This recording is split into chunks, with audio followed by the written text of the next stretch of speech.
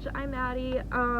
And Bonnie texted me about a couple days ago to give it a word of encouragement, and to be quite honest, I didn't really know what to talk about. But I remembered whenever she texted me on June 2nd, I would have been with House Church for a year, which to me is very, very crazy, and just kind of like, oh my gosh, a year has already went past. So I'm going to share with you a verse that I had, the first time I ever came to House Church, I heard, and probably y'all are going to hear it and you'll be like, I know exactly what you're talking about. So I'm going to read from 1 John chapter 4 verses 7 through 8, and it says, Dear friends, let us continue to love one another, for love comes from God. Anyone who loves is a child of God and knows God, but anyone who does not love does not know God, for God is love.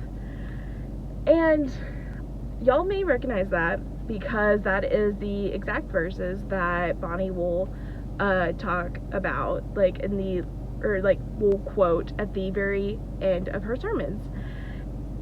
And I never thought much about it, but now that verse has so much meaning, especially now. Whenever I was younger, I was always taught to fear God, and I know now that's more of a respect thing. But now God is love. He loves all of his children, or she loves all of her children. And I think that's amazing that no matter what happens, God will love their children. And I think to me that's so crazy that no matter what happens, God still loves us.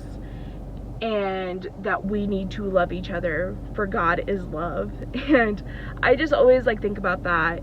And even in the front of my Bible that I use for college and for just personal studies, it says love.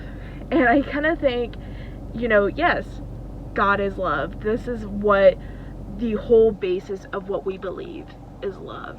And we should be compassionate to each other, especially in this time now. We should be loving to one another.